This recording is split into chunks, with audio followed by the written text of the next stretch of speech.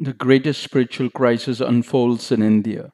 Shankaracharya's Padayatra in Govardhan to halt cow slaughter and crown Mother Cow as the nation's mother. This message is addressed to the esteemed President and Prime Minister, the heartbeat of a nation at risk. I'm reaching out to you today with a message that's burning in the hearts of millions of Hindus. It's about something that goes beyond just politics or policies. It's about our soul as a nation, our Dharma. For centuries, close to 2500 years, the guidance of the Shankaracharyas has been a guiding light for us, rooted in the wisdom of Adi Shankaracharya. These leaders aren't just spiritual figures, they are the bearers of a collective consciousness, the guardians of Dharma, which has held us together through thick and thin. It has been a tradition honored by the leaders of our republic to seek the blessings and counsel of the Shankaracharyas, acknowledging their pivotal role in the sustenance of Dharma. Their requests and concerns have historically found open ears and hearts in the corridors of power, reflecting a harmonious relationship between the spiritual and temporal realms. Now, here is where things get troubling. Swami Abhimukteswarananda, the current Shankaracharya of Jyotish Mutt, has been pushing for a cause close to our hearts, making the mother cow the nation's mother to protect her from slaughter. He is not asking for the moon. All he wanted was a bit of the Prime Minister's time to discuss this. But what did he get? Silence. It marks 75 years since India's independence, years during which the cries and sufferings of countless cows have continued unabated, each drop of their blood a stain eroding the sanctity of our land. This issue transcends the simple act of policy making. It is a test of a collective consciousness, a measure of a devotion to Dharma. This isn't just about missing out on a meeting. It's a glaring symbol of disregard, a dismissal, not just of a person, but of the values and sentiments of 100 crore Sanatana Hindus he represents. Never in the last 2500 years has this happened. This isn't a narrative we are unfamiliar with. History is laden with tales of leaders and saints reaching out to rulers, guiding them towards righteousness and dharma. The difference? Those leaders of yore understood the significance of such dialogues. They knew that prosperity wasn't merely about economic indices, it was about harmony, about ensuring the spiritual well being of the people. A tradition forgotten, the neglect of spiritual dialogue. In the bustling corridors of powers where the fate of our nation is shaped daily, there lies a profound responsibility bestowed not by mere electoral victory but by divine mandate. This solemn duty entrusted to you, Honorable President and Prime Minister, is a sacred trust from the very essence of creation, Bhagavan, a calling to uphold and nurture the Dharma that is the lifeblood of our country. Your roles, exalted as they are, come with a divine responsibility to be the custodians of the sacred flame, to ensure that it continues to guide our people, illuminating the darkness and leading us towards a future graced with wisdom and spiritual prosperity.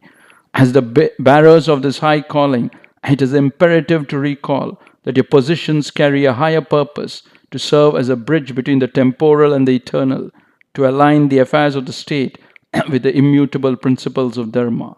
In the glaring heat of Govardhan, a profound act of spiritual assertion unfolds.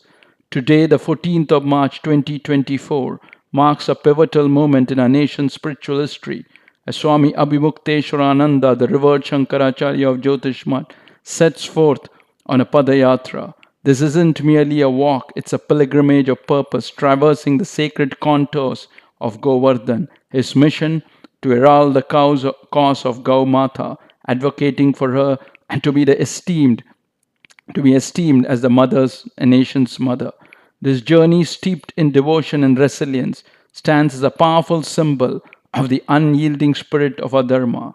The significance of Govardhan, a site of divine reverence and mythological resonance, elevates this Padayatra from a mere march to a spiritual clarion call.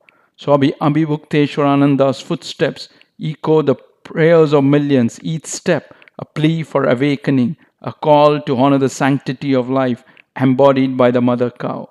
This sacred trek is not just a test of physical endurance, but a demonstration of spiritual resolve, showcasing an unwavering commitment to the principles of ahimsa, non-violence, and the reverence for life that form the cornerstone of our Dharma. Why, in an age of instant communication and technological prowess, does a sage feel compelled to undertake such an arduous journey? It's a poignant reflection of the current spiritual crisis, a disconnect between the governing bodies and the timeless values that have been the bedrock of our civilization. The Padayatra is a wake up call, a reminder that true progress cannot be measured solely by material gains, but by our adherence to the ethical and spiritual principles that ensure the well being of all beings. This march under the Govardhan sun is not just a solitary endeavor, but a collective awakening inviting us and to stand in solidarity for a cause that resonates with the core of our being. It challenges us to question, are we ready to listen to the call of Dharma? Are we prepared to take the necessary steps, however daunting, to preserve the essence of a spiritual identity? Dharma cannot be maintained by listening to the advice of the current spiritual figures backed by the government whose lineages barely stretch back 50 to 60 years. The Shankaracharya lineage is a venerable history of 2500 years. More crucially, it holds unparalleled esteem in India's sacred traditions. It's crucial to remember the profound implications of disregarding a sage's counsel. It's a departure from a tradition where rulers would seek the counsel of spiritual leaders, not just as a form of respect, but as a cornerstone of governance. The question that looms large is not just about the ignored request of a Shankaracharya, it's about what this signifies for the soul of our nation. Can we turn a blind eye to the erosion of our spiritual foundations, the very essence that has sustained and enriched our civilization through millennia? This act of overlooking or failing to acknowledge the voice of Dharma sends a ripple through the fabric of our society. It is a dangerous precedent, one that threatens the balance between a spiritual heritage and the march towards modernity. For it is in peace, in the harmonious coexistence of progress and spirituality, that the true prosperity of a nation lies. The unheeded voices of Dharma. Then there's Shankaracharya Nishchalananda Saraswati of Puri, a leading authority on Vedanta, has consistently advocated for the cessation of cow slaughter, raising this issue in numerous meetings. His life's work dedicated to the principles of Dharma includes several key requests aimed at fostering spiritual and moral growth within our society, requests that regrettably have yet to be granted even a moment's consideration by the current president or prime minister. Is such neglect justifiable? Out of frustration and a deep sense of duty to Dharma, he has on multiple occasions expressed severe disapproval towards the Prime Minister and others, predicting the descent to Rasatala, a realm associated with negativity and adversity. This stark condemnation stems from the circulation of a deceptive claimant to his esteemed title by influential figures, an act that undermines the very essence of Dharma. Why must his legitimate request fall on deaf ears? His plea is simple: for the government to refrain from meddling in matters of Dharma, a principle respected for over half a century. While everything might seem calm on the surface, disrespecting such spiritual guidance can lead to unforeseen consequences, potentially destabilizing the harmony and well being of a society. A plea for reconciliation and respect. This isn't just about cow protection or the authenticity of spiritual leaders. It's about listening, respecting, and acting on issues that touch the very core of our culture. It's about the dialogue between our leaders and the voices of Dharma that have guided us for millennia. In light of these considerations, it becomes evident that the path to healing and progress lies in your esteemed hands, esteemed President and Prime Minister. The gesture of reaching out, of acknowledging and honoring the request of Swami Abhimukteswarananda and Shankaracharya and Nishchalananda Saraswati could serve as a powerful symbol of unity, respect, and the enduring strength of our spiritual heritage.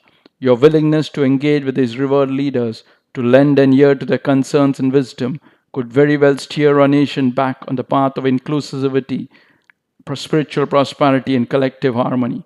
Such a meeting, transcending mere political symbolism, would affirm an indispensable role of spiritual guidance in the governance of a land.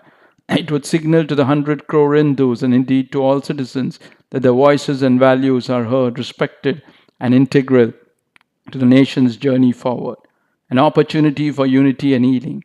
Therefore, I humbly appeal to you, esteemed President and Prime Minister, to consider this act of reconciliation and bridge building by extending your hand in dialogue to Swami Abhimukteswarananda and Shankaracharya Nishchalananda Saraswati, you have the unique opportunity to correct this current spiritual crisis.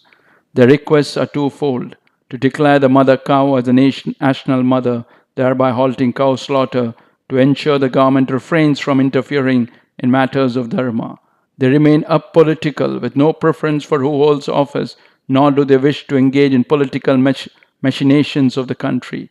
Your interventions could avert the tragic consequences that loom as a result of this ongoing insult and embarrassment to our cherished Shankaracharyas.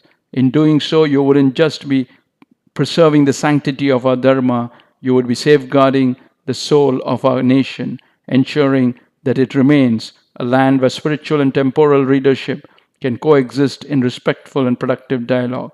This isn't merely a call to action, it's a plea to uphold the very essence of what makes our country great. Thank you, esteemed President and Prime Minister, for considering this urgent and heartfelt request. Will history remember this moment as a turning point where your leadership rekindled the revered dialogue between our nation's spiritual wisdom and its governance, ensuring India's soul remains vibrant and intact for generations to come? Thank you, and God bless.